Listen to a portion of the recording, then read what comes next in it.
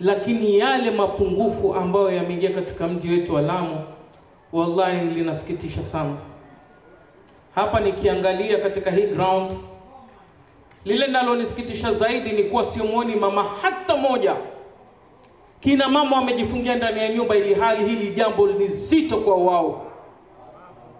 Manake wa mama ndio sisi tunaumia zaidi.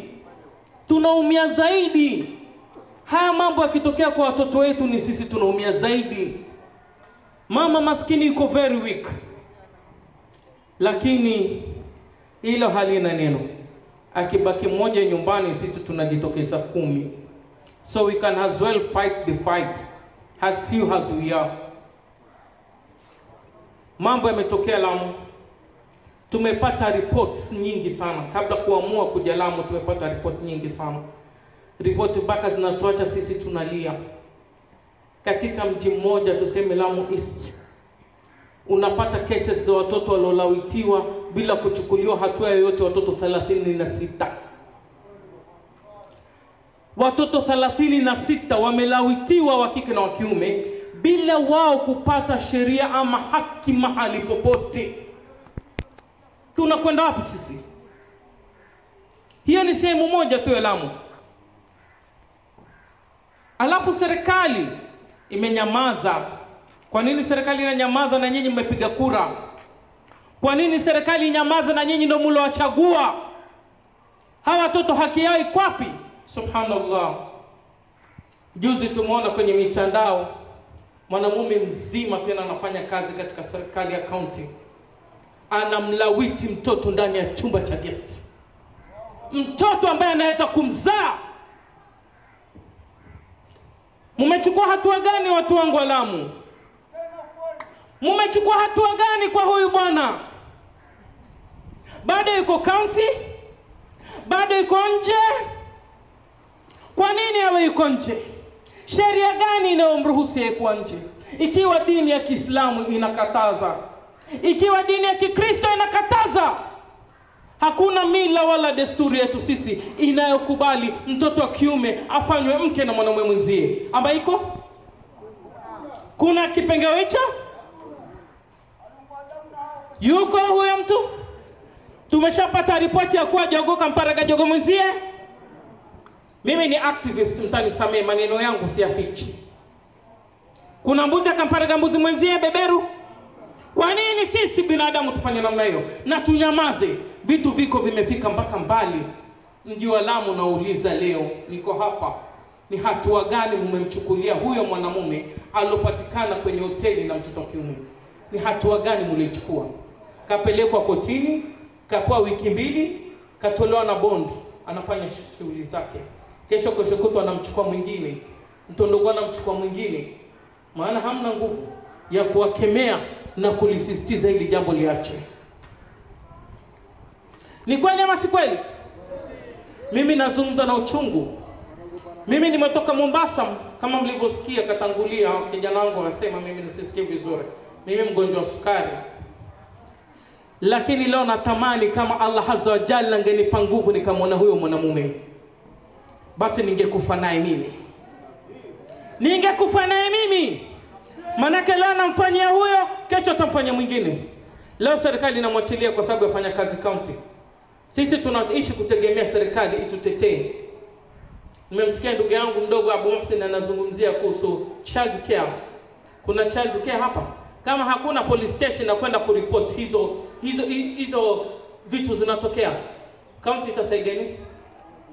Kama mtu wa county mwenyewe anamlawiti mtoto, county itasaidia nini? Mtapeleka mashtaka wapi? Mko kama mayatima. Yatima ambaye hana mahali. Watoto 36.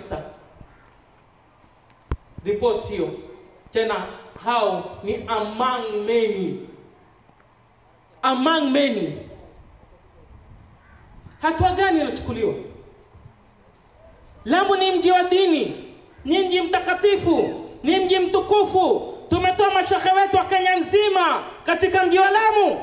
Mimi nimesomeshwa na marehemu Ustadh Muhammad Abdullah Kidere Nairobi. Nimesomeshwa na Ustadh Sagaf kutoka Siu, Nairobi.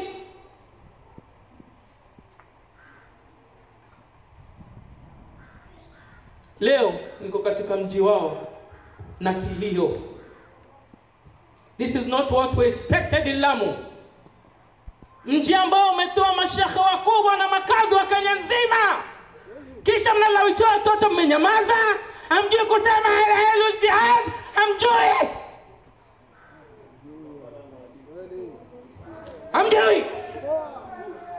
Hamjui. Mashekhe wote hawa hamjui kusimama jihadi.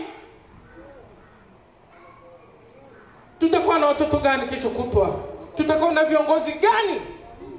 Kuna msenge akawa kiongozi, kuna msenge akawa shekhe, kuna msenge atakuwa kadhi. Wako wapi leo mashekhe? Where is the pride of Lamu? Where is the pride? Mashekhe wetu wako wapi ya Rabbi? Wako wapi? Watoto wanaumizwa. Mashekhe wako wapi? Ile county office ni yenu. Hamwezi kunyamaza. Rasulullah alayhi salatu wassalam alitupa nguvu sisi Waislamu ya kuwa tusikubali kuonewa katika hii dunia. Tusikubali kuonewa. Lakini leo tunaonewa. Leo tunaonewa. Watoto wanalawitiwa, watoto wa kike wanaumizwa, watoto wa kiume. Kesho kuto, where is the next generation going? Generation inayokuja itakuwa hivi. Ikiwa watoto 36 wamelawitiwa katika mji mmoja, hawajapata haki yao, kesho kuto hawa watoto watasimama wapi? Life yao iko wapi? These kids are being traumatized. Hawa watoto wanateseka na watateseka throughout their lives. Watateseka maisha yao yote kwa hicho kitendo kilichofanywa. Kwa mtoto haitotoka kwenye akili yake.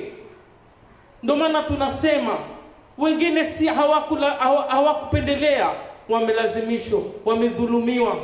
Lakini mpaka lini? Maana atakuwa yule mtoto wa kiume atakuwa na mentality mbaya. I was sodomized. Why can't I sodomize? Atafanya mtoto mwingine. This is the truth of the matter. Ataishi kusema I was sodomized, I will sodomize. Atafanya. No matter how many years it will take, lakini atafanya. So tunaelekea wapi? Mashehe wangu, ndugu zangu, baba zangu, mimi niko hapa na uchungu mkubwa sana. Nimetravel all the way from Mombasa. Kwa sababu hili jambo nilikuwa sisikii vizuri, lakini nikamwambia chairman I have to go.